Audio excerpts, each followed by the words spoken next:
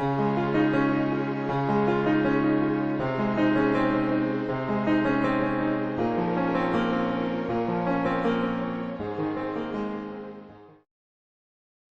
peziarah virtual yang dikasihi Tuhan, selamat datang, selamat berjumpa kembali bersama kami di ruangan virtual hari ini. Perkenalkan, saya Romo Daniel Ortega Galet, Imam Kongregasi Misi. Saya sekarang berada di kota Roma untuk studi, ini tahun ketiga saya, dan juga saya bekerja bersama para konfrater CM di Collegio Leoniano di Roma.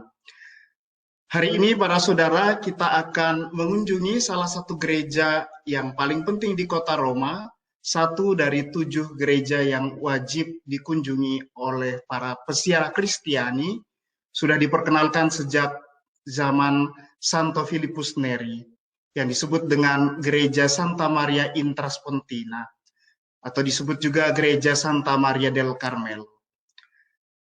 Gereja ini penting ya secara historis, dan juga kalau kita ke Roma, gereja ini itu ditemukan tidak jauh dari Basilika Kepausan Santo Petrus di Via Conciliazione. Anda akan kami undang untuk mengagumi keindahannya dan sekaligus untuk bertumbuh di dalam iman, karena perziarahan tidak sekedar cuci mata, tapi lebih dari itu juga perjalanan untuk bertumbuh, mengenal secara lebih dekat pengalaman para Karmelit, para Imam Karmel, dan pengalaman mistik tentu saja bersama Maria Bunda Karmel. Saya mengundang Anda semua dan dalam keheningan kita mengikuti ziarah rohani virtual kali ini.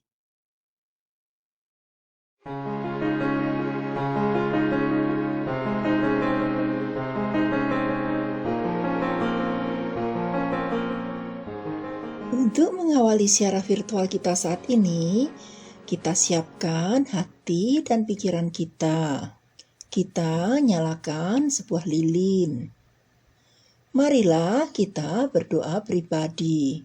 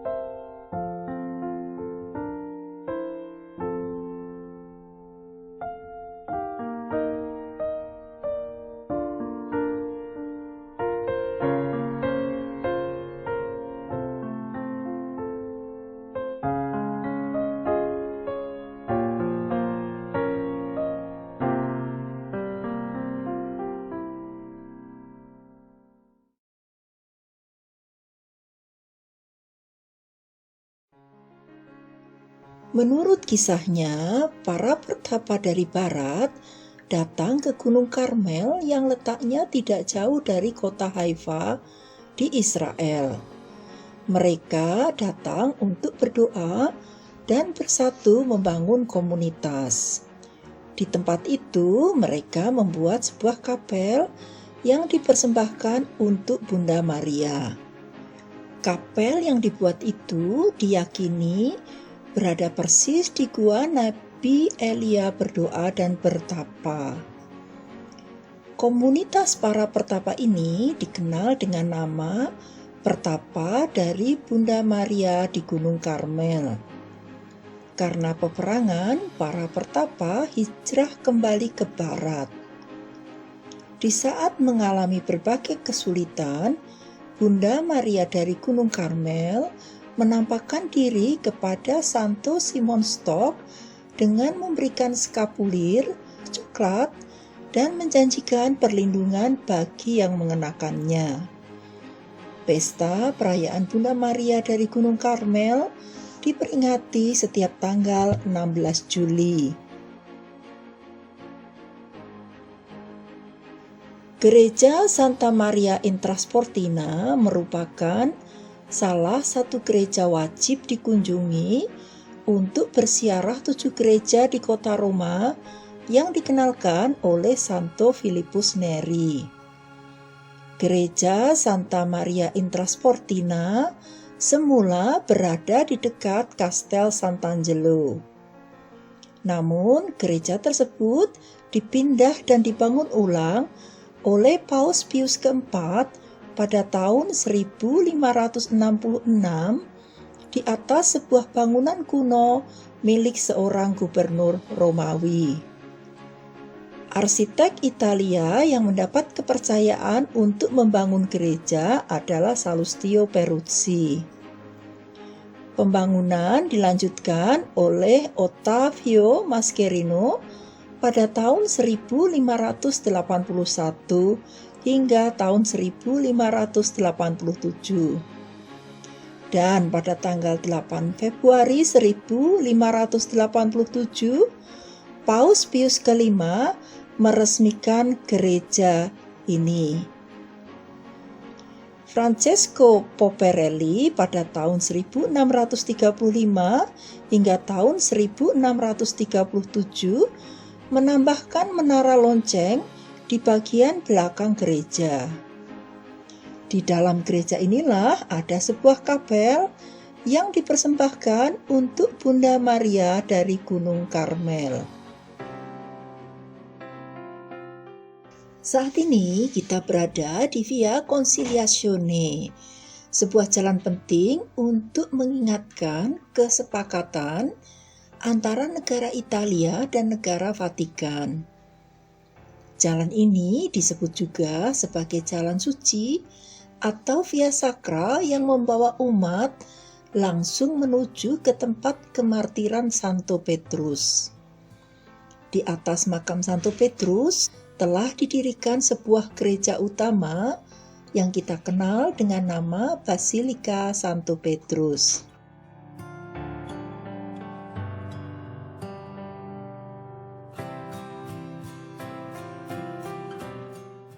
Tidak jauh dari tempat ini terdapat juga objek wisata yang dinamakan Kastel Sant'Angelo. Pada kesempatan ini, kita belum dapat mengunjungi. Di depan kita inilah gereja Santa Maria in Trasportina. Bagian depan dari gereja bercorak putih terbuat dari batu marmer Travertino. Menurut kisahnya, batu marmer Travertino yang dipasangkan di depan gereja ini berasal dari Koloseum.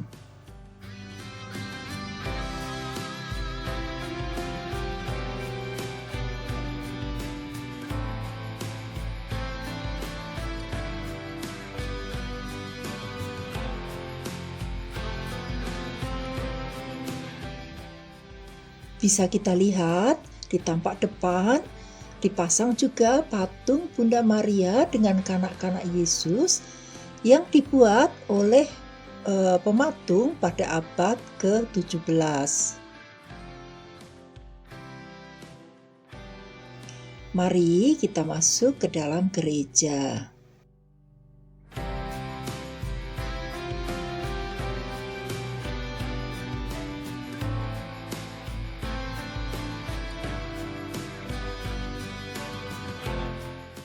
Saat kita masuk tepat di sebelah kiri, langsung kita temukan sebuah kapel yang dinamakan sebagai Cappella Pieta atau Kapel Pieta.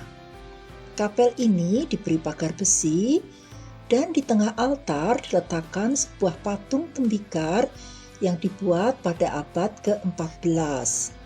Patung itu diberi nama Bunda Maria yang berbelas kasih. Di bawah altar diletakkan relikwi martir dari Basilide, Triposio, dan Mandalo.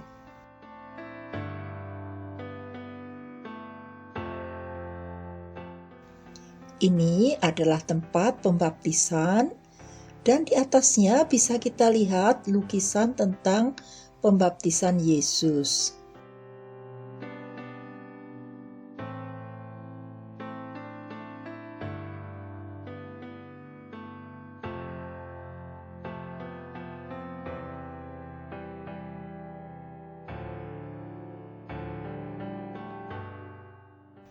Gereja ini berbentuk salib latina dengan dihiasi 12 kapel yang diletakkan pada koridor kanan dan kiri.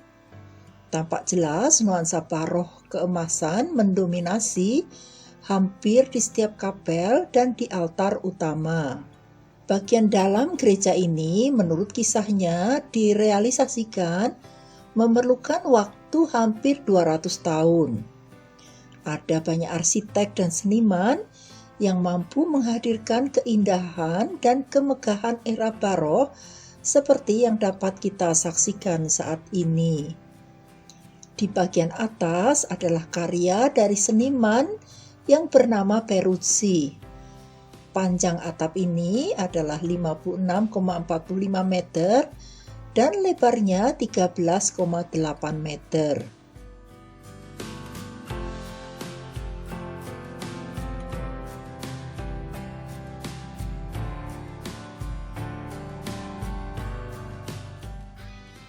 Kapel ini diberi nama Kapel Santo Elia, atau yang dimaksud kapel yang dipersembahkan untuk Nabi Elia.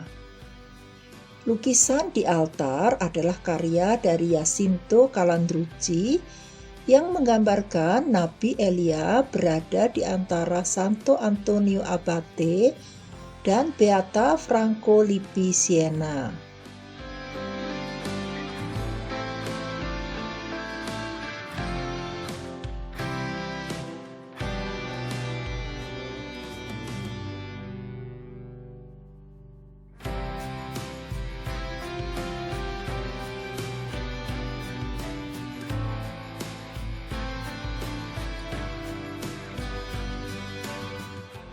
Kapel ini dinamakan Kapel Santo Petrus dan Paulus. Menurut kisahnya, pilar yang dipasang di antara lukisan utama di atas altar merupakan pilar yang pernah digunakan untuk mengikat Santo Petrus dan Santo Paulus saat disiksa sebelum dihukum mati. Salib yang ada di atasnya merupakan salib yang asli dibawa dari gereja lama.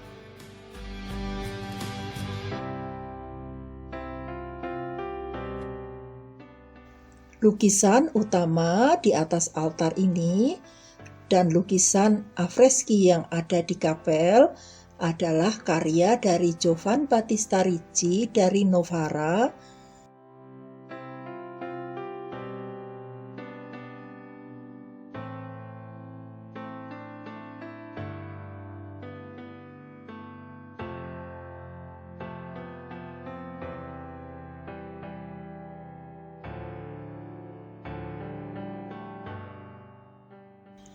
Kapel ini sudah direnovasi beberapa kali dan dipersembahkan untuk Santa Teresa dari Avila. Lukisan afreski yang ada di kapel ini adalah karya dari Antonio Gherardi dari Rieti pada tahun 1515 hingga 1582.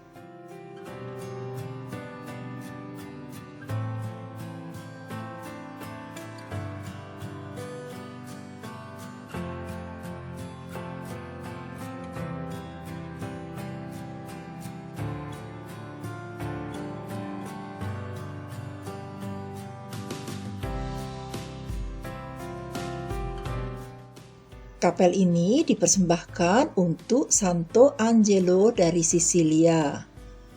Lukisan di altar utama dibuat di atas batu hitam yang menggambarkan Santo Angelo sedang berkhotbah.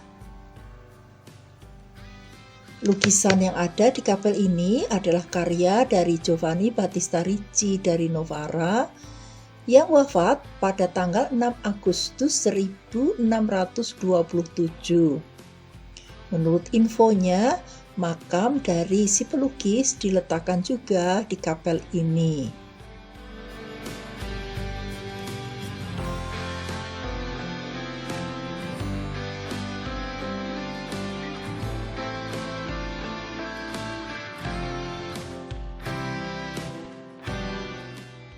Seperti kita tahu, tahun ini adalah tahun yang dipersembahkan untuk Santo Yusuf. Sehingga di setiap gereja penting di kota Roma diletakkan patung Santo Yusuf. Kita diajak untuk menghormati dan berdoa bersama Santo Yusuf agar meneladani sikap hidup dan iman dari Santo Yusuf. Mari sebagai peziarah, kita juga hening sejenak, berdoa bersama Santo Yusuf di tempat suci ini.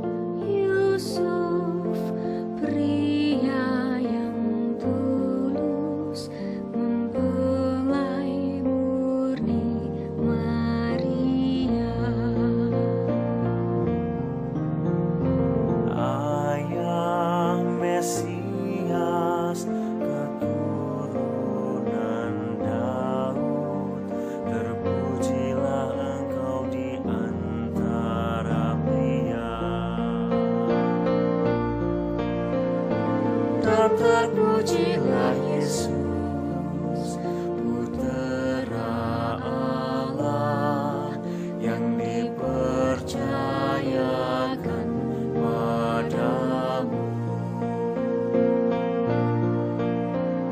Santo Yusuf pelindung gereja semesta, lindungi keluarga kami dalam damai dan rahmat ilahi,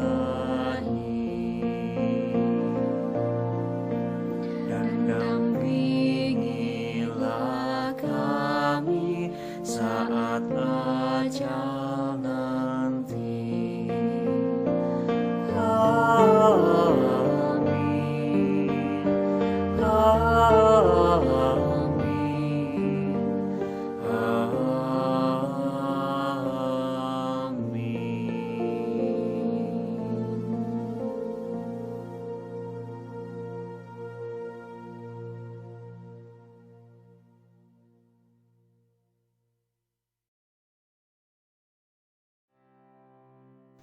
Kita lanjutkan kunjungan kita. Di samping altar masih terdapat sebuah kapel yang dipersembahkan untuk Santo Andrea Corsini. Santo Andrea lahir di kota Florence dan dikanonisasi pada tahun 1629. Di altar dilukiskan tentang penampakan Bunda Maria kepada Santo Andrea, karya dari Paolo Melchiori. Lukisan afreski di sekitarnya adalah karya dari Biagio Puccini dan direnovasi ulang oleh Caroselli pada tahun 1893.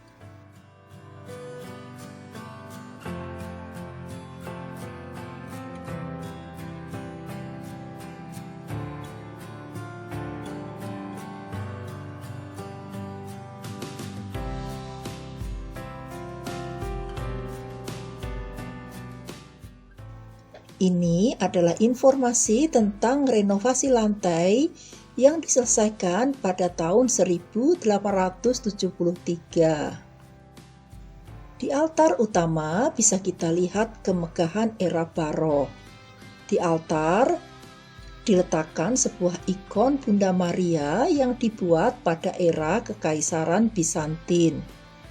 Menurut tradisi lama, Ikon itu selalu dibawa oleh Ordo Karmelit saat kembali hijrah ke Eropa pada pertengahan abad ke-13.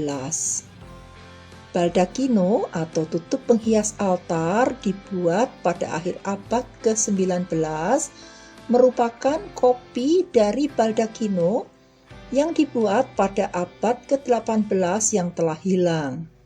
4 patung yang ada di samping kanan dan kiri altar adalah patung dari Santo Elia, Santo Elisio, Santo Angelo Martir, dan Santo Alberto degli Abbati, karya dari Giuseppe Marini. Sementara mahkota di atas baldakino terbuat dari kayu dengan warna keemasan, karya dari Padre Dio Carlo. Kedua malaikat yang memegang mahkota adalah karya dari Leonardo Retti. Kupola di atas altar ini adalah karya dari Mascherino dan Simone Broglie.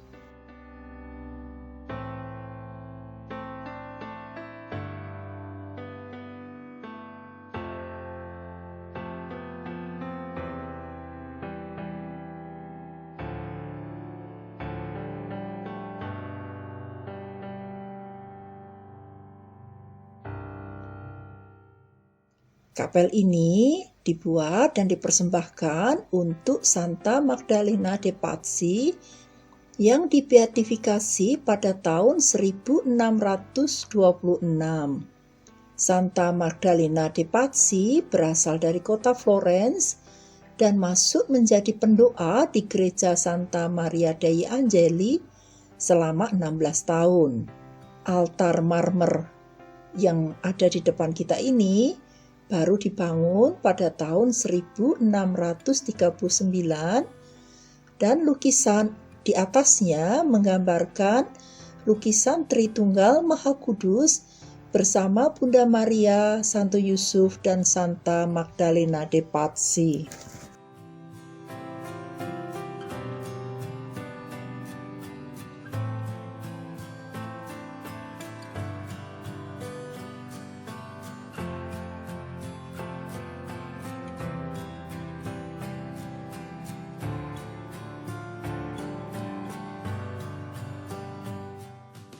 Ini adalah patung dari Santo Antonius dari Padova. Kapel ini dipersembahkan untuk Santo Alberto degli Abbati. Santo Alberto degli Abbati lahir di kota Trapani di Italia Selatan. Altar utama dikonsekrasikan pada tahun 1609 dan lukisan di atas altar merupakan karya dari Antonio Pomaranco yang dibuat pada tahun 1570 hingga 1630. Lukisan afreski yang menghiasi kapel ini menggambarkan kehidupan dari Santo Alberto degli Abbati. Kapel ini dinamakan Kapel Crocifisso atau sering saya sebut sebagai Kapel Salib Yesus. Salib Yesus yang dipasang di altar merupakan patung kayu yang dibawa dari gereja pertama. Di bawah salib ada lukisan Bunda Maria dan Santo Yohanes Penginjil, karya dari Cesare Conti dari Ancona, yang dibuat pada tahun 1590. Lukisan afreski di dinding kanan dan kiri adalah karya dari Gagliardi pada tahun 1649.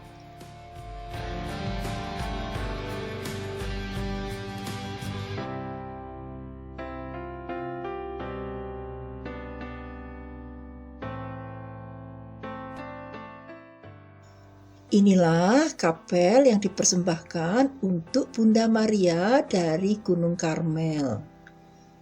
Kapel ini dibangun pada tahun 1581, semula dipersembahkan untuk Bunda Maria Immaculata. Lukisan di dinding kiri adalah lukisan Santa Ana, dan di dinding kanan adalah Santo Yoakim. Mereka adalah orang tua dari Bunda Maria. Kursi singgasana yang digunakan dan patung Bunda Maria dari Gunung Karmel dibuat pada tahun 1922.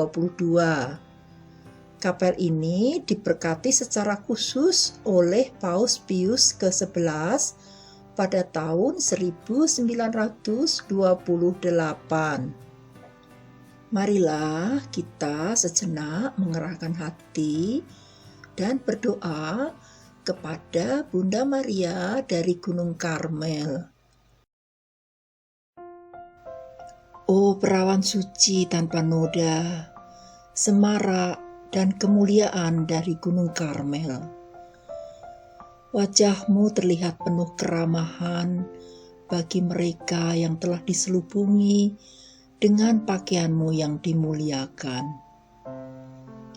Berpalinglah juga kepadaku dan hantarlah aku ke bawah perlindungan jubah keibuanmu. Kuatkanlah kelemahanku dengan kehendak-Mu. Terangilah kegelapan hatiku dengan kebijaksanaan-Mu. Tambahkanlah padaku iman, harapan, dan kasih. Hiasi jiwaku dengan rahmat dan kebajikan, agar selalu dikasihi Engkau dan Putra Ilahi-Mu. Tolonglah aku sepanjang hidupku, hiburlah aku di saat kematian dengan kehadiran-Mu yang termanis. Dan persembahkan aku sebagai anak dan hamba setia-Mu kepada Allah Tritunggal Maha Kudus, sehingga aku diperkenankan untuk mengagungkan dan memuji Engkau di surga selamanya. Amin.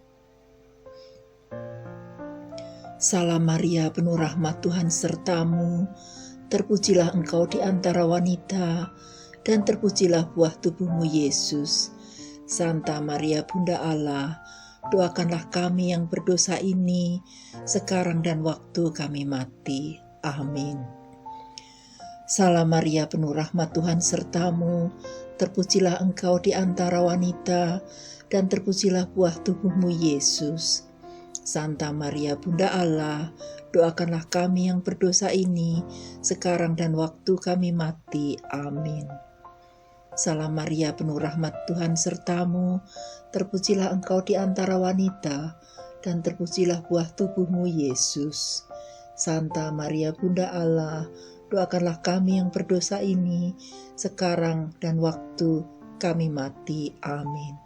Kemuliaan kepada Bapa, Putra, dan Roh Kudus, seperti pada permulaan, sekarang, selalu, dan sepanjang segala abad. Amin. Marilah kita hening dan berdoa pribadi di tempat suci ini.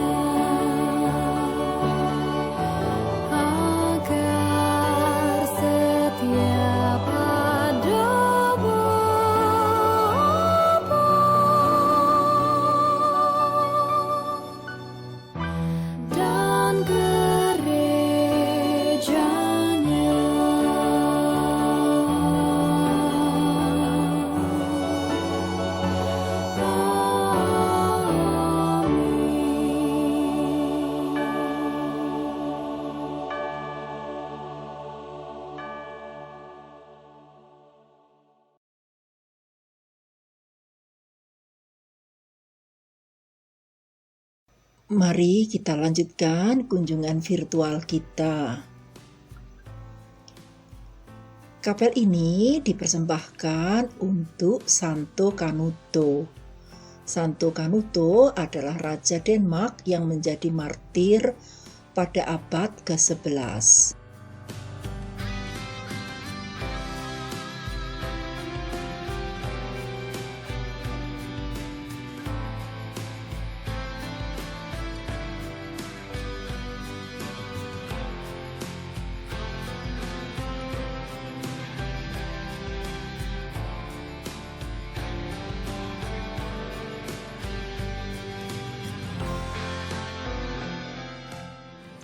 Kapel ini adalah kapel yang dipersembahkan untuk Santa Barbara. Kapel ini meski dibangun pada tahun 1594, tetapi baru dapat diselesaikan pada tahun 1740. Lukisan di altar adalah lukisan dari Santa Barbara, seorang martir di abad keempat. Santa Barbara dikenal sebagai Santa Pelindung, pejuang pemadam kebakaran.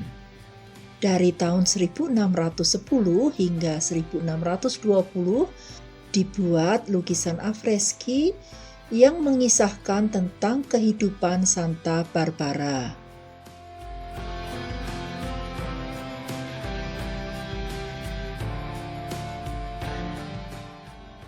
Selesai sudah siaran virtual kita.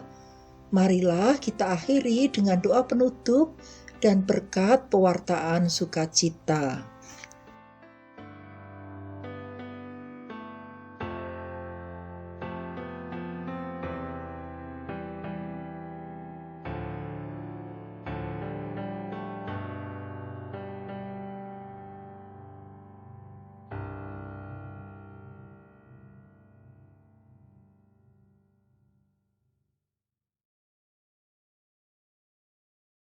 Para saudara-saudari yang dikasihi Tuhan, para pesiara virtual yang dikasihi Tuhan, kita baru saja menyelesaikan persiaran virtual mengunjungi gereja Santa Maria del Carmelo, Santa Maria in Traspontina.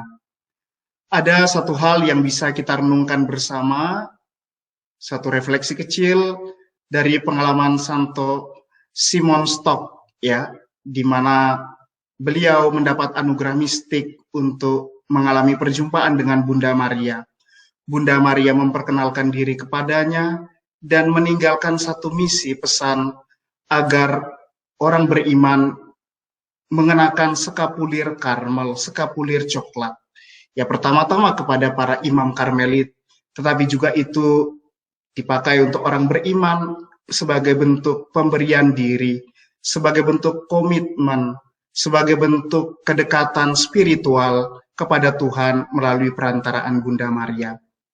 Pertanyaan kecil yang bisa kita renungkan bersama, mengapa kita perlu mempunyai komitmen dalam hidup iman? Iman itu adalah proses bertumbuh, proses berbuah. Dia tidak pernah stagnan. Ingat apa yang dikatakan Yesus, kamu adalah garam dunia. Kalau garam itu menjadi tawar, dengan apa ia diasinkan? Kalau tidak diinjak atau dibuang oleh orang. Para saudara, demikian pula hidup beriman. Kita dipanggil terus-menerus untuk menuju kepada kematangan hidup rohani. Dan ini mulai pertama-tama dari kedekatan dengan Tuhan. Hal yang sederhana, bagaimana mungkin kita bisa tahu kehendak Tuhan kalau kita tidak punya intensi atau niat baik atau komitmen untuk semakin dekat, semakin mengerti dan menjalankan kehendak-Nya di dalam hidup kita sendiri. Maka dari itu kita bersyukur pengalaman hari ini kita diajak untuk tahu dan semakin yakin bahwa bersama Bunda Maria dalam perjalanan iman kita tidak sendiri. Di tengah persoalan, kesulitan, selalu ada Dia yang menemani kita, yang mengundang kita semua untuk terlibat dalam karya-karya Kristus Putranya, sebagaimana Bunda sendiri setia mendampingi Kristus sampai akhir, sampai di bawah kaki salib pun Dia tidak pernah meninggalkan Sang Putranya.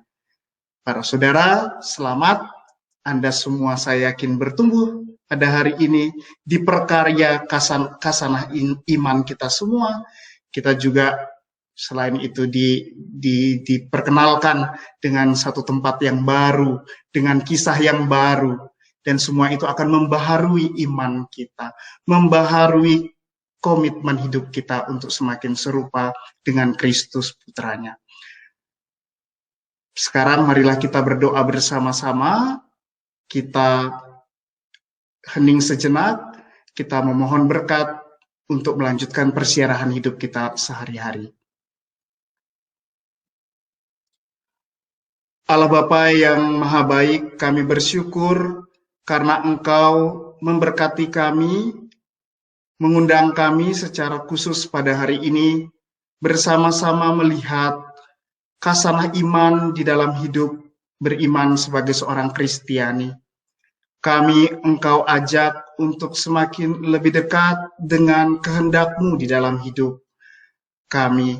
Kami Engkau undang secara lebih dekat untuk terlibat dalam karya-karya sehari-hari.